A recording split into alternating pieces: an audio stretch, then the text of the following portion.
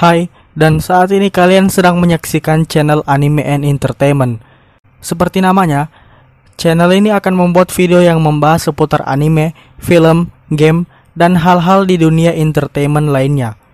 Jika kalian tertarik terhadap hal-hal tersebut, maka subscribe channel ini dan nyalakan notifikasi untuk tahu kalau channel ini upload video baru. Dan ditambah lagi kami upload hampir setiap hari, jadi rutin kami akan menemani dan menghibur kalian. Selamat menonton. Hai, dan saat ini Angkatan Laut di dunia One Piece sementara memburu para Shichibukai.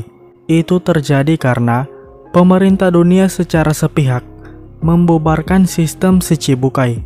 Padahal sistem ini menjadi satu dari 3 penjaga keseimbangan dunia setelah Angkatan Laut dan Yonko. Di video kali ini kami akan mencoba membuat prediksi hasil pertempuran semua Shichibukai melawan Angkatan Laut. Seperti apa? Langsung saja. Doflamingo. Doflamingo bisa dipertimbangkan sebagai salah satu Shichibukai paling kuat.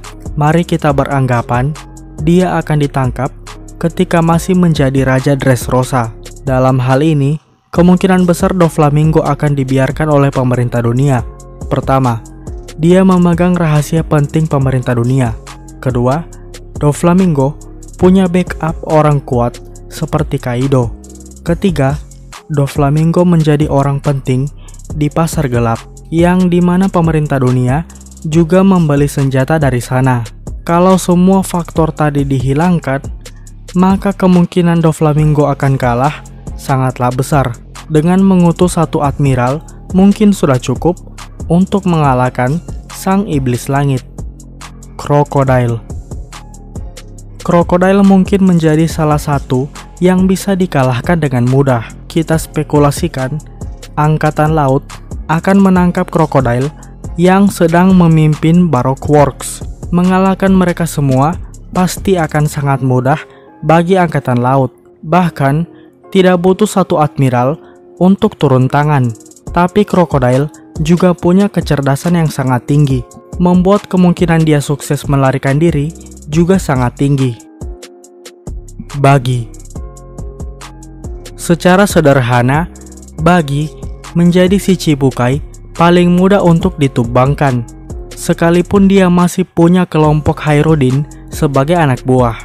Tapi seperti yang kita tahu, tingkat keberuntungan Buggy sangat tinggi, membuat keberhasilan penangkapannya hanya ada di bawah persentase 15%. Banyak cara untuk Buggy bisa melarikan diri. Misalnya saja, dia diselamatkan oleh kelompok dunia bawah yang menganggap Buggy penting, karena bisnis kelompok bajak laut bayaran milik Buggy menjadi pilihan utama setelah jatuhnya Doflamingo.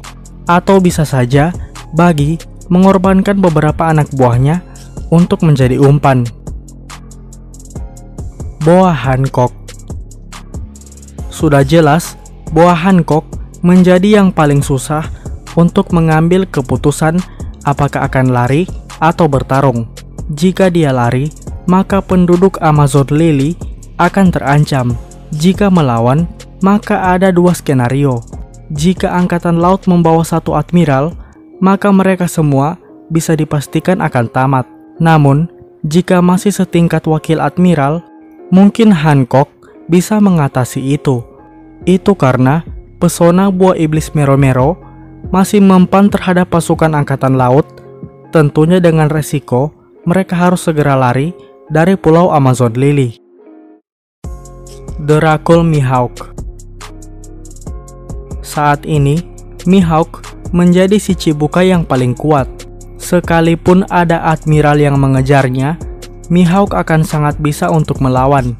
Tapi, Mihawk harus segera pergi dari pulaunya untuk mencari tempat tinggal yang tersembunyi lainnya.